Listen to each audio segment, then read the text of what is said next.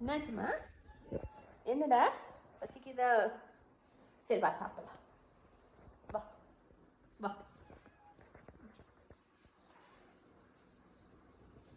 உன் பிள்ளைங்க சாப்பாடு போட்டா சாப்பிடாம வச்சுட்டு போயிருக்காங்க. சாப்பிடு, நீ சாப்பிடு.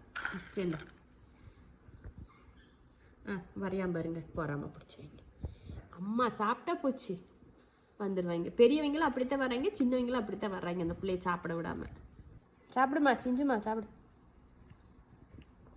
தங்க பிள்ளைவா, குட்டி கருப்பா.